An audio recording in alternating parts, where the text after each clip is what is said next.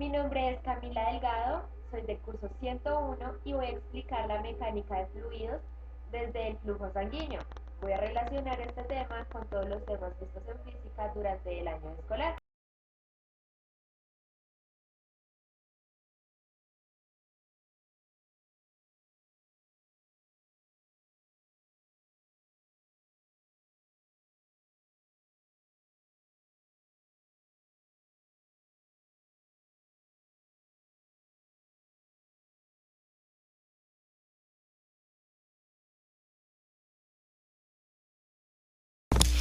Presión y resistencia. La sangre fluye en áreas de mayor presión a las de menor presión. La relación entre el flujo medio, la presión media y la resistencia en los vasos sanguíneos es análoga, en general, a la relación entre la corriente, la fuerza electromotriz y la resistencia en un circuito eléctrico expresada por la ley Ohm, que quiere decir que la corriente es igual a la fuerza electromotriz sobre la resistencia y el flujo es igual a la presión sobre la resistencia.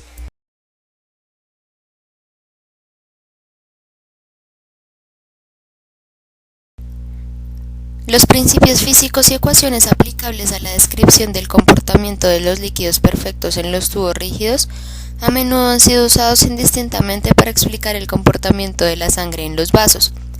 Los vasos sanguíneos no son tubos rígidos y la sangre no es un líquido perfecto, sino un sistema bifásico de líquido y células.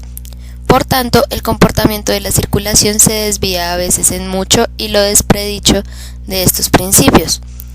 Sin embargo, los principios físicos son de gran valor cuando se usan como un auxiliar para entender lo que sucede en el organismo, más que como un fin en sí mismos.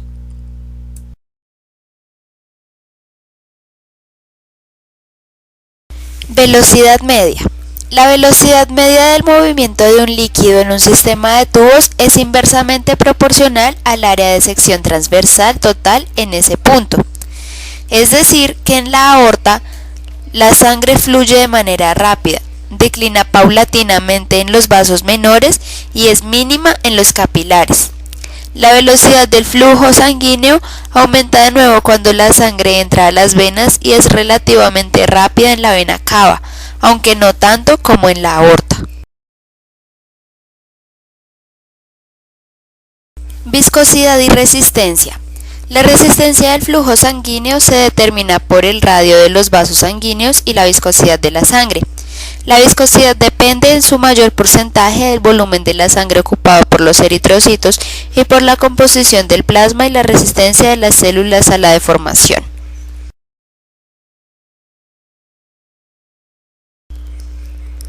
En cuanto al pulso arterial, la sangre impulsada hacia la aorta no solo mueve a la sangre hacia adelante, sino también se establece una onda de presión que viaja por las arterias.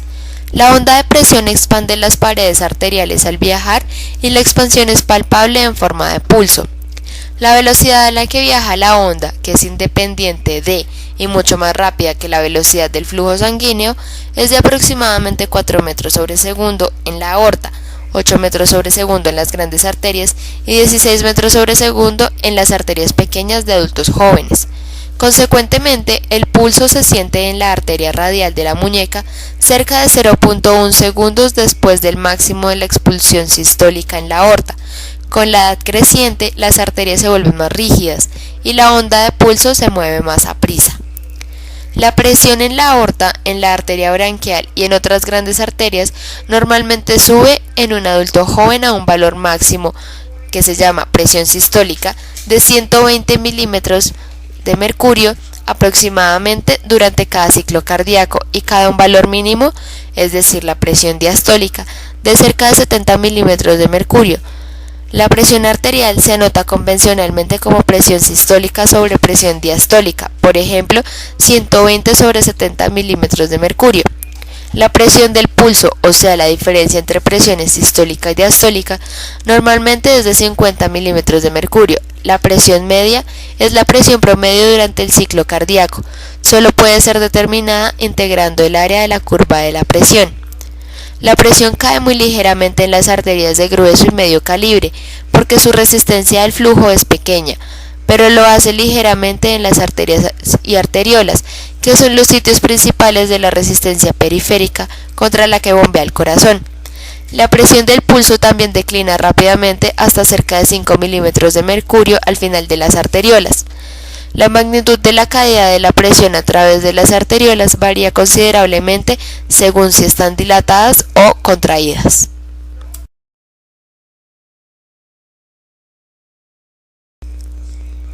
Efecto de la gravedad. La figura a continuación nos muestra los efectos de la gravedad sobre las presiones arterial y venosa. La escala de la derecha indica el incremento o decremento de la presión media en una arteria grande a cada nivel. La presión media en todas las arterias grandes es aproximadamente de 100 milímetros de mercurio cuando están al nivel del ventrículo izquierdo. La escala de la izquierda indica el incremento de presión venosa a cada nivel debido a la gravedad. Los manómetros a la izquierda de la figura indican la altura a la cual subiría una columna de sangre en un tubo si se conectase a una vena del tobillo, a la vena femoral o a la aurícula derecha, denominados como ABC respectivamente, estando sujeto de pie. Las presiones aproximadas en estos sitios cuando el individuo está acostado, esto quiere decir cuando el tobillo, la ingle y la aurícula derecha se encuentran al mismo nivel, son de el primero, la vena del tobillo, 10 milímetros de mercurio, el segundo, la vena femoral, 7.5 milímetros de mercurio, y el tercero, la aurícula derecha, a 4.6 milímetros de mercurio.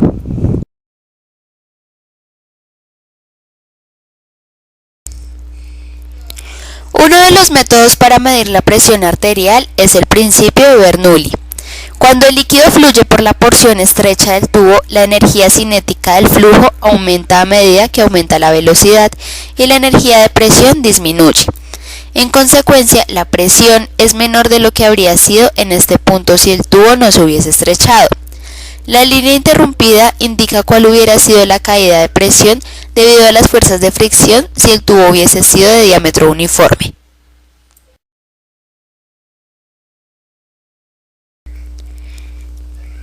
En cuanto a la potencia, en términos de potencia, el ventrículo izquierdo del corazón en reposo bombea 83 mililitros sobre segundo, es decir, 5 litros sobre minuto, con una presión promedio de 100 milímetros de mercurio. La energía producida es de 8.300 milímetros de mercurio por mililitro sobre segundo, que representa 1.1 por 10 a la 7 dinas centímetros sobre segundo. Si la potencia correspondiente al ventrículo derecho del corazón es un quinto que la anterior con 20 milímetros de mercurio de presión, o sea 0.2 por 10 a la 7 dinas centímetros sobre segundo, la potencia total del corazón es 1.3 por 10 a la 7 dinas centímetros sobre segundo. Una dina centímetro segundo es igual a 10 a la menos 7 watts. Luego la potencia mecánica del corazón en un humano en reposo es 1.3 watt, una cifra no muy impresionante. Sin embargo, en términos del trabajo total realizado en un día, el corazón es mucho más impresionante. Si este bombea 5 litros de sangre sobre minuto durante 24 horas, este bombeará un volumen de 7.200 litros al día, que con una presión promedio de 100 milímetros de mercurio generará 112 kilowatts de trabajo por un día. Con una duración de vida de 70 años, el corazón genera cerca de 2.9 millones de kilowatts de trabajo, nada mal para una planta de energía que pesa solo unos centenares de gramos. Se ha estimado que el trabajo del corazón podría elevar 30 toneladas hasta la cima del monte Everest durante un promedio de vida de 70 años.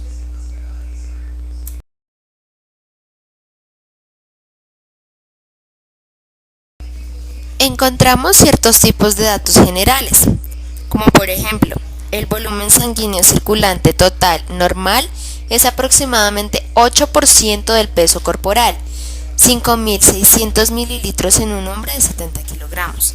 Cerca del 55% de este volumen es plasma.